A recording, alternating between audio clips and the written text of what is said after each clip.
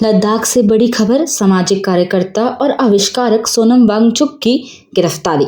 कुछ दिन पहले दोपहर 2:30 बजे उन्हें मीडिया को संबोधित करना था।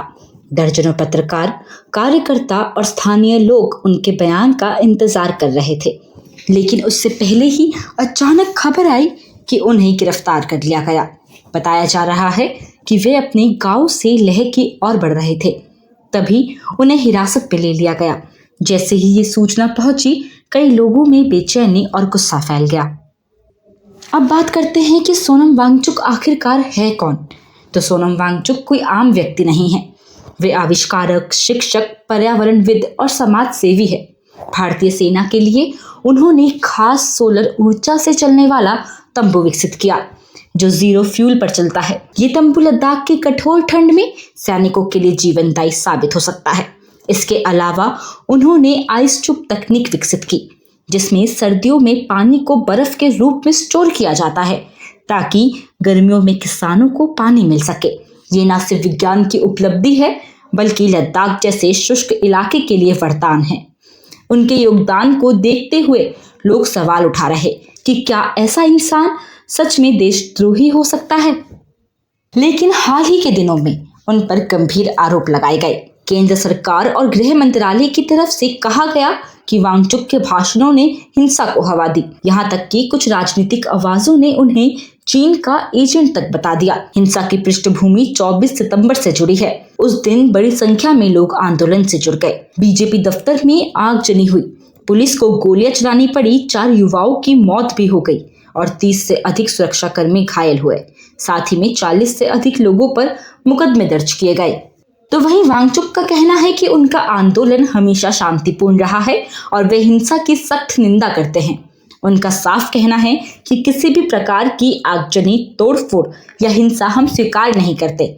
हमारा रास्ता हमेशा अहिंसा का है। तो वहीं गृह मंत्रालय ने प्रेस नोट जारी कर कहा कि वांगचुक ने स्थिति को काबू करने के गंभीर प्रयास नहीं किए और हिंसा के बाद एम्बुलेंस से गांव लौट गए। इसके अलावा उनके एनजीओ की विदेशी फंडिंग पर भी सवाल उठाए गए। उनकी 3 संस्थाओं की जांच सीबीआई कर रही है और एफसीआरए लाइसेंस रद्द कर दिए गए। मंत्रालय ने कहा कि उनके संगठन को स्टॉकहोम से 4,93,000 से अधिक की विदेशी सहायता मिली और ये राशि गलत तरीके से खर्च की गई। तो वहीं वांगचुक और उनके समर्थकों का कहना है कि ये सिर्फ एक बहाना है उनकी आवाज दबाने का। उनका कहना है कि अगर ये विदेशी फंडिंग का मामला था तो ये पहले क्यों सामने नहीं आया, क्योंकि 2024 में ही उन्होंने कई बड़े आंदोलन किए थे। सितंबर 2024 में 125 लोगों के साथ पैदल यात्रा, अक्टूबर 2024 में 16 दिन का अनशन और मार्च 2024 में 21 दिन की भूख हड़ताल। इन सभी मौकों पर सरकार ने उनसे बातचीत की और आश्वासन दिए। तब किसी विदेशी फंडिंग का मुद्दा क्यों नहीं उठा। उनकी गिरफ्तारी के तुरंत बाद लेह में मोबाइल इंटरनेट सेवाएं बंद कर दी गई, ब्रॉडबैंड की स्पीड धीमी कर दी गई, स्थानीय युवा नेताओं को हिरासत में लिया गया। एपेक्स बॉडी लेह यानी कि LAB और कारगिल डेमोक्रेटिक अलायंस यानी कि KDA से जुड़े कई चेहरों की तलाश जारी है। इस तरह प्रशासन का पूरा ध्यान आंदोलन को कमजोर करने और लोगों को संगठित होने से रोकने पर दिख रहा है। जी हाँ, आपको बता दें कि ये आंदोलन असल में लद्दाख की पहचान और अधिकारों को लेकर है। 2019 में जब लद्दाख को केंद्र शासित प्रदेश बनाया गया, तब स्थानीय लोगों ने खुशी जताई थी। खुद वांगचुक ने भी उस वक्त इसका स्वागत किया, लेकिन बाद में उन्हें एहसास हुआ कि वादे अधूरे रह गए। लद्दाख के लोग छठी अनुसूची में शामिल करने और पूर्ण राज्य के दर्जे की मांग कर रहे। छठी अनुसूची से स्थानीय लोगों की जमीन और संस्कृति की सुरक्षा होगी, जैसे असम में बोडोलैंड को BTC के जरिए मिला। लेकिन सरकार की तरफ से बार बार वादे किए गए और बार बार टाले गए। इसी निराशा ने युवाओं को सड़कों पर उतारा। साथ ही आपको बता दें कि वांगचुक की गिरफ्तारी के बाद राष्ट्रीय स्तर पर भी हलचल मच गई। कई विपक्षी नेताओं ने कहा कि शांतिपूर्ण आंदोलन चलाने वाले व्यक्ति को देशद्रोह जैसे आरोपों में गिरफ्तार करना लोकतंत्र के लिए खतरा है। सोशल मीडिया पर भी लगातार उनकी छवि खराब करने की कोशिशें हुई। उनकी पुरानी तस्वीरों को तोड़ मरोड़ कर पेश किया गया। कुछ तस्वीरें तो गलत पहचान के साथ वायरल की गई। तो इस पूरे घटनाक्रम ने कई सवाल खड़े कर दिए हैं। सबसे पहले तो क्या 5 लाख रुपए से भी कम विदेशी फंडिंग पर इतनी बड़ी कार्रवाई जायज है? साथ ही में क्या सरकार वास्तव में आंदोलन की जड़ों तक पहुंचना चाहती है या सिर्फ वांगचुक को बलि का बकरा बनाया जा रहा?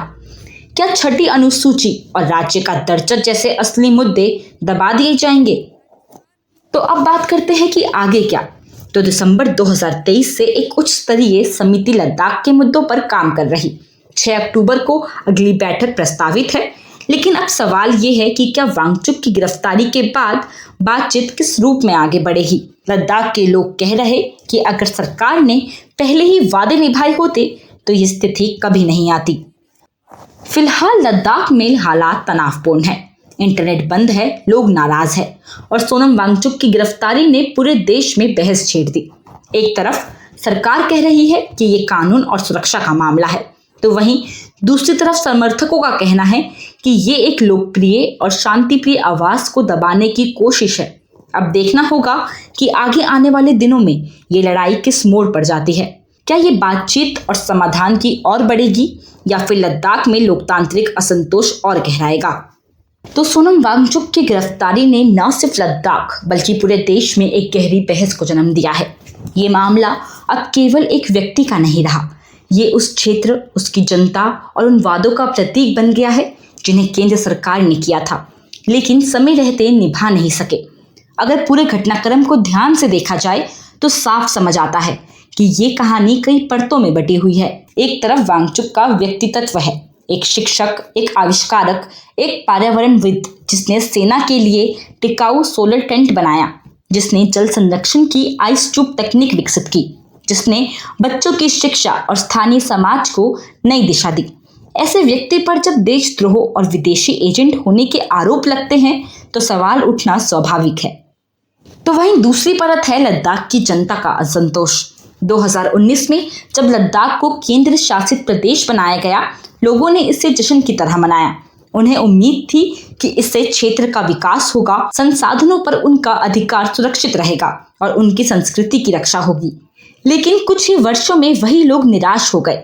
उन्हें लगा कि छठी अनुसूची और राज्य का दर्जा जैसे वादे अधूरे रह गए। बड़ी कंपनियों और उद्योगपतियों को स्थानीय जमीनें मिलने लगी, जबकि चरवाहों और किसानों को अपने ही संसाधनों पर अधिकार कम होते दिखाई दिए। ये वही बिंदु था जहां से असंतोष बढ़ना शुरू हुआ और आंदोलन की जरूरत पड़ी। तीसरी परत है हिंसा और प्रशासनिक प्रतिक्रिया। 24 सितंबर को जो कुछ हुआ वह एक निर्णायक मोड़ था। शांतिपूर्ण आंदोलन के बीच अचानक हजारों की भीड़ उमड़ी, हालात बिगड़े, बीजेपी दफ्तर में आग लगी, पुलिस को गोलियां चलानी पड़ी और निर्दोष लोगों की जानें गई। वांगचुक ने हिंसा की निंदा की, लेकिन सरकार ने कहा कि उन्होंने स्थिति को नियंत्रित करने का प्रयास नहीं किया। यही आरोप उनकी गिरफ्तारी की सबसे बड़ी वजह बनी। तो इसके साथ ही सामने आया विदेशी फंडिंग का मुद्दा। 5 लाख रुपए से भी कम की राशि पर FCRA लाइसेंस रद्द करना और जांच बैठाना कानूनी रूप से भले सही ठहराया जाए, लेकिन समय ने इसे संदिग्ध बना दिया। लोग सवाल पूछ रहे हैं कि अगर ये समस्या थी तो पिछले कई आंदोलन में सरकार ने इसे क्यों नहीं उठाया? क्यों अचानक 24 सितंबर की हिंसा के बाद ही ये मामला तेजी से आगे बढ़ा? क्या ये सचमुच कानून का पालन है या आंदोलन को कमजोर करने की रणनीति? तो वहीं चौथी परत है राजनीतिक आरोप प्रत्यारोप। सोशल मीडिया पर वांगचुक को चीन का एजेंट कहा गया। उनकी पुरानी तस्वीरें तोड़ मरोड़ कर वायरल की गई। कुछ तस्वीरें तो गलत पहचान के साथ पेश की गई। इन सब ने ये धारणा मजबूत की कि उनके खिलाफ एक संगठित अभियान चलाया गया ताकि उनकी विश्वसनीयता को नुकसान पहुंचे। वहीं विपक्षी दलों ने इसे लोकतंत्र के लिए खतरा बताया और कहा कि सरकार असहमति की आवाज को दबा रही है। अब सवाल ये है कि इस पूरे घटनाक्रम का अंतिम परिणाम क्या होगा? लद्दाख जैसे संवेदनशील और सामरिक क्षेत्र में शांति बनाए रखना बेहद जरूरी है, लेकिन अगर स्थानीय लोगों की मांगों को लगातार टाला गया और उनकी आवाजों को दबाया गया तो असंतोष और गहराएगा। इतिहास गवाह है कि जब भी क्षेत्रीय समुदायों की सांस्कृतिक और आर्थिक चिंताओं को नजरअंदाज किया गया, वहां आंदोलन ने लंबा और हिंसक रूप ले लिया। वांगचुक और उनके समर्थक बार बार कह रहे कि उनका रास्ता अहिंसा का है। उन्होंने गांधीवादी तरीकों से आंदोलन किया, भूख हड़ताल की, शांति यात्रा निकाली। अगर ऐसे व्यक्ति को ही देशद्रोही कहकर जेल में डाल दिया जाए तो बाकी आंदोलनकारियों के लिए ये संदेश क्या होगा? क्या वे भी मान ले कि शांति और अहिंसा से कुछ हासिल नहीं हो सकता? अगर ऐसा हुआ तो ये लोकतंत्र और समाज दोनों के लिए खतरनाक संकेत है। सरकार की जिम्मेदारी केवल कानून व्यवस्था बनाए रखने तक सीमित नहीं है, ये भी उसकी जिम्मेदारी है कि जिन लोगों ने 2019 में उस पर भरोसा किया था, उनकी उम्मीदों को पूरा करे। छठी अनुसूची पर ठोस निर्णय लेना, राज्य का दर्जा देने पर स्पष्ट रोड मैप बनाना और स्थानीय समुदाय को संसाधनों पर अधिकार देना, यही वे कदम है जो लद्दाख को स्थिर और संतुलित बना सकते हैं। दूसरी तरफ वांगचुक और उनके सहयोगियों को भी ये समझना होगा कि बड़े आंदोलन में भीड़ का नियंत्रण सबसे बड़ी चुनौती होती है। उन्हें और सख्ती से ये सुनिश्चित करना होगा कि कोई भी आंदोलन हिंसा की ओर ना बढ़े, ताकि उनकी नैतिक ताकत बनी रहे। अंतिम में ये मामला सिर्फ एक गिरफ्तारी का नहीं है, ये भविष्य के लद्दाख का सवाल है। ये तय करेगा कि वहां विकास किस दिशा में जाएगा, स्थानीय जनता की इच्छाओं और पर्यावरणीय संतुलन के साथ या केवल राजनीति के दबाव में। आज लद्दाख एक चौराहे पर खड़ा है। एक रास्ता है संवाद, समझौता और विश्वास का, दूसरा रास्ता है दमन, अविश्वास और लगातार संघर्ष का। सरकार और जनता दोनों को मिलकर ये तय करना होगा कि किस दिशा में जाना चाहते हैं। सोनम वांगचुक का संघर्ष यही याद दिलाता है कि लोकतंत्र में असहमति दुश्मनी नहीं होती, बल्कि सुधार का रास्ता खोलती है।